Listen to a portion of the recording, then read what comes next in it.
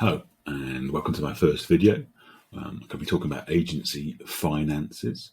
And I thought for my first video, I'd start with a topic every agency faces at some point in their journey, some point in their growth. They've got to take on their first employee. It's a big challenge. So I thought I'd go through the things I would think about, I would advise you to think about. First one is how long? How long has there been significant amount of pressure on your time? So if it's been going on for months and it looks like it's going to carry on, I think that's fairly good evidence that you probably do need to think about recruiting somebody. If it's been a tough couple of weeks, then maybe you can ride it out. So next, obviously, is going to be cost and benefit. So the cost side is quite easy to work out. Certainly in terms of the salary plus national insurance plus possibly pension. But also think about the net cost. Are there any freelancers that you've been using that you wouldn't need with a new employee? If there are, then we think about the net cost of the person.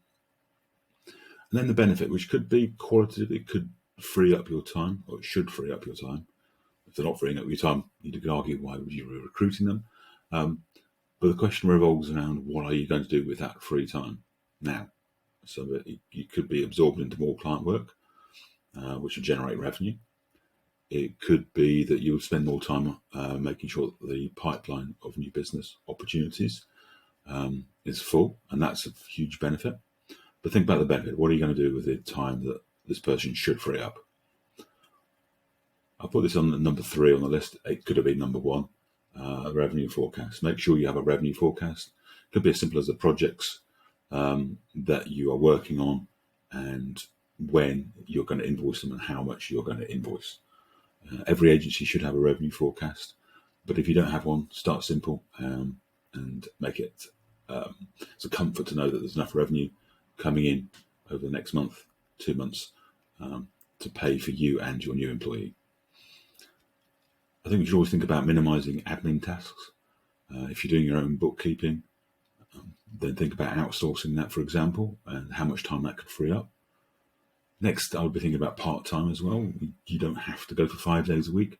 A lot of good people out there who might want to work less days for various reasons. Minimises the risk. Doesn't give you as much capacity, but it's that's a trade-off you may be willing to make. Cash buffer is very important for all agencies of any size, whether you're 2 people or 200. The target is to have 2 months worth of running costs in your business.